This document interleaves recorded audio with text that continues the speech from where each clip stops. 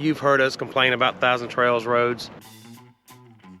And it's been dirty both times. Make sure you bring an extension cord and a long water hose. We have been hanging out just north of Tampa for over a week now. We're at Encore Tropics. It's a Thousand Trails Encore Park.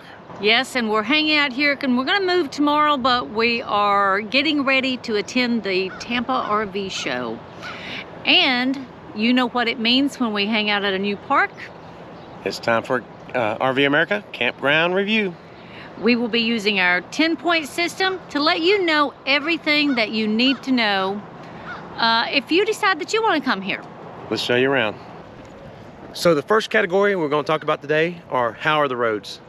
Now we're going to have a twist to this one today because we had one of our viewers ask us, can we tell how the roads are leading into the park?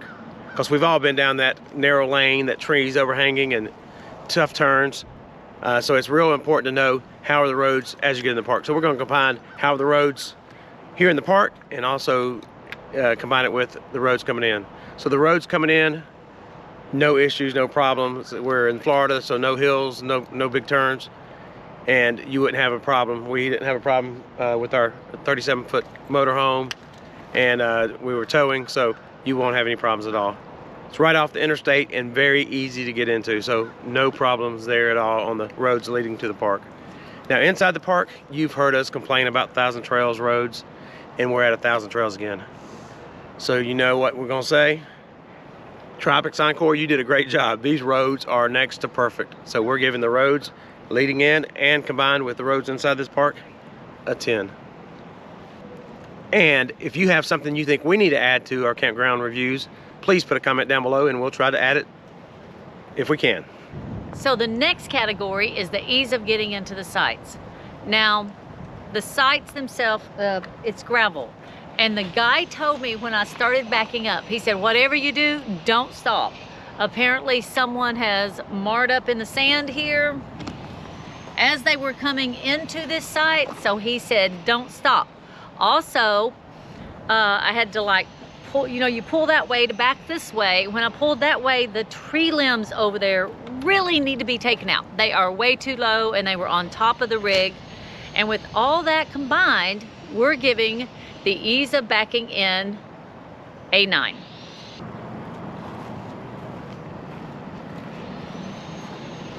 So the next category is connectivity. Our Starlink does good everywhere. We have no problems there. Our AT&T phones were a few hit and miss problems. And over-the-air TV channels, there were tons. We're real close to Tampa, not that far away from Tampa. And we got, I think, over 60 channels. So based on those things with AT&T phones, we're giving connectivity an 8. The next category is the sites. Now, the sites, as you can see behind me, they're roomy, which is really nice. There's lots of area here, and they all seem to pretty much be this way. They do not have fire rings or fire pits. Also, some have picnic tables and some do not, which we think is kind of an odd thing that everyone doesn't have it. Like our neighbors over there have it, but we don't have one at all. So with this being the case, we do have a concrete pad that we get to park on, but it's just big enough for your rig. I think they did that so the rigs wouldn't mar up in the sand, just to be honest. With all that being the case, we're giving the sites themselves an 8. So this category are full hookups. As you've heard us say before, we like to have full hookups from time to time. Does Encore Tropics have full hookups? Yes, they do. But there is a little hitch. Make sure you bring an extension cord and a long water hose, because this is one of the few times I've had to use my extension cord to get to our pedestal and had to break out the extra long hose. It's way back there. So based on that, I just want to let you know it's going to be an 8. So let's talk about the laundry and the bathhouse. Danny will put this video here. This is the second time I've been in this bathhouse, and it's been dirty both times. I don't know if there is someone's going in there and just making a mess after it's been cleaned. I don't know. But I do know it's the second time I've been in there and found it dirty. They're kind of nice bathhouses. The laundry room itself, the washer and dryers have a bit of rust, but their prices are great at $1.50 a load to wash and then $1.25 to dry. That's a great price. We do know that there are 2 separate units for the 2 buildings like this for the bathhouse and laundry. There may be a 3rd one up front. I'm not for sure. I guess we'll check that out when we go to the pool. But with all of this being combined, we're giving the bathhouse and the laundry a 7. Our next category, cost per value. We get our money's worth out of Thousand Trails. As you may have seen in some of our videos, we do not buy the big lifetime memberships. We get the yearly pass with the Trails collection added to it. So our costs with Thousand Trails have usually been below $20 a stay. Time we get done with all our things we pay, and some years it's been down below 13. So we get our money's worth. Once we get to a campground that's a part of our package, we pay 0. So based on that, we're giving cost per value a 10. So let's talk about the staff. Staff here are really friendly. I just tell you, campground staffs in general are just really nice, friendly people. We've been in there, I think 2 or 3 times, and they were just really nice every single time. We're giving the staff a 10.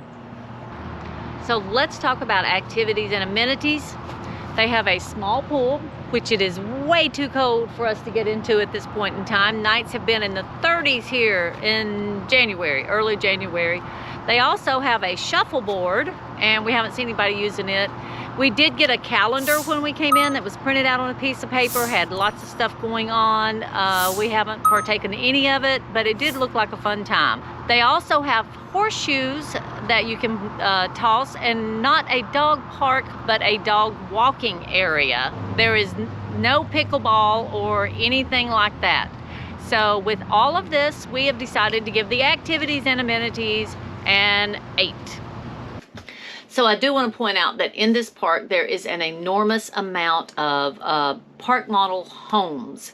More than most of the other places that we have been, there are very few RVers that come and stay like we have done. We have seen maybe 2 or 3 during the, I guess, week and 2 days that we've been here. Most of the RVs that are here, even they are staying for the winter duration. It's a good place. It's quiet, it's peaceful, away from the crowds, and I think it's more of a long-term park than a, you know, it's not an in and out. It's not constantly rotating in here. The people here are mostly going to stay. And last but not least, things to do in the area. Now, there are a lot of things to do around this park. However, they are all driving distance. There's a lot to do within an hour radius. Now, some things are close as 15 minutes and some are as far as an hour, such as Tampa. So there is a lot to do if you're willing to get out and explore. Mm-hmm.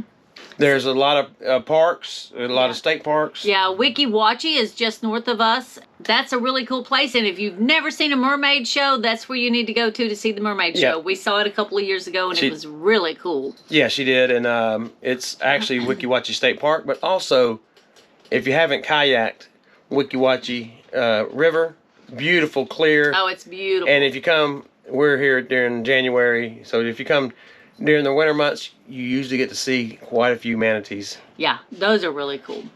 Based on the need to travel, we're giving things to do in this area, Spring Hill, Florida, at the park is an 8. I guess I jumped the gun there, but it's an 8. Now, before I show you some of the things to do in the area, we want to give you the overall score, which is an 87. 87. Great job. Is not a bad job at all. Yep, not bad. High B. It's a good Encore park. We enjoyed it, and we definitely would come back if we needed to. As Lynn said, it's not a destination, so we might not come here. We just used it part of our package, and we were happy with the stay. We burned some time here is what we did, and visited around with our granddaughter and stuff. Yep. Now let's show you some of the things to do in the area. take a quick minute and hit the subscribe button, the like and the notification bell. It doesn't cost you anything, and it really helps us out with YouTube. They promote our videos more. The more people like them and subscribe to us, the more they'll push them out and the more it helps us. Until next time, God bless and many safe travels. And go RV, America.